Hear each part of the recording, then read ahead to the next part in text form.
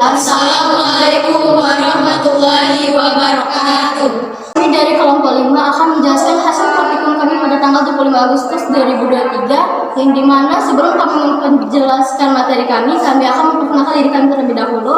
Nama saya Ahsan Nurha, di sebelah saya ada Jelita Salsabila, saya Firza Zaira Safa, saya adalah Putri. Saya Ramadan Jum Ramadan. Bab 1 akan dibacakan oleh rekan saya, yaitu Dela. Yang kedua itu landasan teori akan dibacakan saya sendiri, dan bab 3 akan dibacakan oleh Jelita Salsabila, dan bab 4 akan dibacakan oleh Tanzil. dan terakhir dibacakan oleh Firza Zaira. Maka rumusan masalah dan tujuan. Abstrak. Telah dilakukan praktikum tentang pengukuran dasar mekanis pada tanggal 25 Agustus 2023 bertempat di Laboratorium Fisika Fakultas Keguruan dan Ilmu Pendidikan Palembang Universitas Sriwijaya. Adapun latar belakangnya, yaitu fisika adalah ilmu pengetahuan yang berbasis pada pengamatan terhadap gejala alam. Inti dan pengamatan adalah pengukuran. Pengukuran merupakan penentuan besaran, dimensi atau kapasitas terhadap suatu standar atau satuan pengukuran. Rumusan masalah dari praktikum ini yang pertama: 1. Bagaimana menentukan NST suatu alat ukur. Kedua, bagaimana prinsip penggunaan alat ukur. Ketiga, bagaimana pengukuran terhadap balok, bola, dan besi menggunakan alat ukur. Tujuannya itu: 1. Untuk mengetahui NST suatu alat ukur. 2. Untuk memahami prinsip penggunaan alat ukur. 3. Untuk mengetahui pengukuran terhadap bola, balok, dan besi menggunakan alat ukur. saya akan menjelaskan tentang dasar teori. Pengukuran didefinisikan sebagai suatu proses membandingkan sesuatu besaran dengan besaran yang lain atau besaran yang sejenis yang dipakai sebagai satuan. Satuan adalah pembanding di dalam pengukuran. Pengukuran adalah membandingkan sesuatu dengan sesuatu yang lain yang dianggap sebagai patokan. Jadi dalam pengukuran terdapat dua faktor, yaitu perbandingan dan patokan atau standar. Berdasarkan pertemuan pertama ini, alat pengukuran digunakan sebagai bahan praktikum kami, yaitu sebagai berikut. Yang pertama mikrometer sekrup, yang kedua jangka sarung, yang ketiga ada neraca House, yang keempat neraca tegas, yang lima stopwatch, dan yang terakhir yaitu gelas Becker. Bab 3, metodologi percobaan. Adapun alat dan bahan yang kami gunakan selama percobaan adalah: yang pertama jangka sorong, yang kedua mikrometer sekrup, yang ketiga neraca House, keempat neraca tegas, kelima termometer, keenam stopwatch, ketujuh balok, ke-8 besi, ke-9 bola, ke-10 air. Adapun variabel percobaan yang kami gunakan adalah: yang pertama variabel kontrol, yang berupa suhu ruangan, waktu pengukur, tekanan udara, kelembaban ruangan.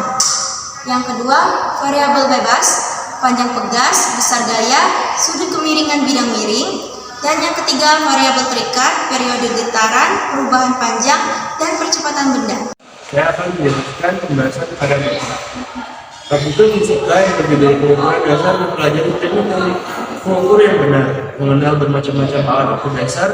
Dalam fisika meliputi jangka sorong, mikrometer sekrup, neraca House, neraca tegas, termometer, stopwatch.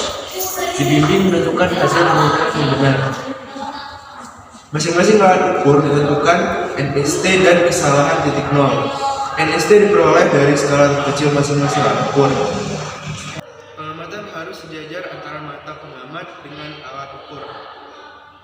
Cara menentukan alat NST dengan pengukuran langsung ialah dengan menggunakan aturan bahwa alat NST merupakan setengah nilai NST masing-masing alat ukur. Oleh karena itu, kunci menentukan alat pada pengukuran langsung adalah tentukan NST terlebih dahulu. Setelah itu, alat bisa dicari dengan rumus. Hasil dapat dituliskan dengan antara nilai yang dihasilkan dan ukuran alat NST yang diperoleh. Penentuan hasil pengukuran secara langsung dan berulang dapat diperoleh dari rata-rata hasil pengukuran lebih kurang standar deviasi.